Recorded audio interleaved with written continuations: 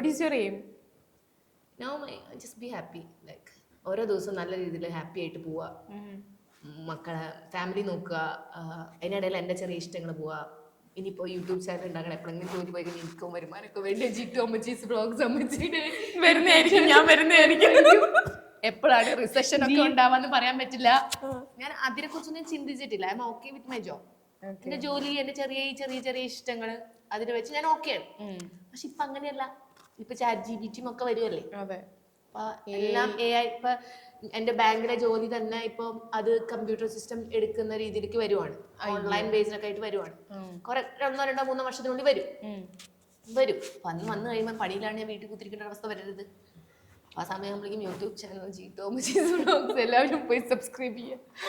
അപ്പൊ അങ്ങനെ ഒരു വരുമാന മാർഗം കൂടെ. അല്ല, അപ്പൊ ഞാൻ ഒരു കാര്യം ചോദിച്ചോട്ടെ, YouTube, TikTok, insta, WhatsApp, Facebook ഇതൊന്നും ഇല്ല, എല്ലാം പോയി അടിച്ചു പോയി, എന്ത് ചെയ്യും? ഞാൻ മുണ്ട് മുറുക്കി എടുത്ത് പഠിക്കോ? നാട്ടിൽ വന്ന് അന്തസ്സായിട്ട് ഒരു ഓട്ടം എടുക്കും. അല്ല, അത് സത്യമായിട്ടുള്ള ഒരു കാര്യമാണ്. ഞാന് PR പേപ്പർ കിട്ടിയില്ല. PR 1 വർഷം ജോലി കഴിഞ്ഞു, സ്റ്റഡി പെർമിറ്റ് കഴിഞ്ഞു, 1 വർഷം വർക്ക് പെർമിറ്റ് കഴിഞ്ഞു. എന്നിട്ട് പേപ്പർ കിട്ടണില്ല. പേപ്പർ തന്നു, എൻ്റെ ഇതിന് മുമ്പ് തന്നു. അപ്പൊ തീരേണ്ട അവസ്ഥ, ഞങ്ങൾ തിരിച്ച് നാട്ടിലേക്ക് പോകേണ്ട ഒരു അവസ്ഥ വന്നപ്പോൾ ചേട്ടനോട് എന്താ ചേട്ടാ ചെയ്യാൻ, എല്ലാം ഇത്രയും കാശും ചെലവാക്കി വന്നു, തിരിച്ചു പോകണ്ടേന്ന് പറഞ്ഞപ്പോ അങ്ങനെയും പോയി ജീവിക്കാടി, കുഴപ്പമില്ല. ആളുടെ നല്ല ജോലി കാണുന്നതാണ് കാനഡയ്ക്ക് കയറി വന്നത്. ഞങ്ങൾ തമ്മിൽ കുറെ ഇഷ്യൂസ് ഒക്കെ ഉണ്ടായപ്പോ അതൊക്കെ ഒന്ന് സോർട്ട് ഔട്ട് ചെയ്യാൻ ഞങ്ങൾ ഒരുമിച്ച് ജീവിക്കാൻ തീരുമാനിച്ച് വന്നതാണ് കാനഡയ്ക്ക്. അപ്പൊ എന്തെങ്കിലും നമുക്കതൊക്കെ സെറ്റ് ആക്കാം എന്ന് പറഞ്ഞ് എന്ത് ചെയ്യും, ഞാനൊരു ഓട്ടോ എടുക്കാം, ചേട്ടനൊരു ഓട്ടോ എടുത്തു.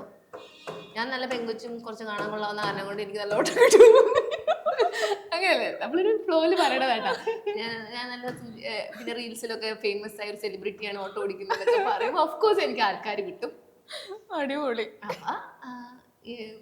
അപ്പോൾ ചേട്ടനും എടുത്തു. അപ്പോൾ നമുക്ക് അത് വെച്ച് ജീവിക്കാം, എനിക്ക് കുഴപ്പമൊന്നുമില്ല, ഹാപ്പിയായിട്ട്. പിന്നെ റേഷൻ കാർഡ്, പക്ഷെ എൻ്റെ വീട്ടിലെ റേഷൻ കാർഡിൽ ഞാനില്ല, ചേട്ടൻ്റെ വീട്ടിലെ റേഷൻ കാർഡിൽ ഞാനില്ല. എനിക്ക് ആകുള്ളത് ആകെ ഒരു പാസ്പോർട്ട്. ആദ്യം അതിൽ പേര് വരുത്തണോ? അരി എന്തായാലും ഗവൺമെന്റ് തന്നോളൂ. പക്ഷെ അതിന് റേഷൻ കാർഡിൽ പേര് വേണം. ഞങ്ങൾ 2 കുടുംബത്തിൽ പേരില്ല.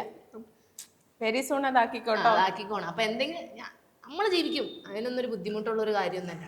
പിന്നല്ല, ഞാൻ പറഞ്ഞു എൻ്റെ അനിയനെ പഠിക്കട്ടാണെങ്കിൽ ഞാൻ അവനോട് പറയുന്നത്, നിങ്ങളെ പഠിക്കട്ടാണെങ്കിൽ ഞാൻ അന്തസ്സായിട്ട് എൻ്റെ കുടുംബത്തിൽ ജീവിക്കും. അടിപൊളി.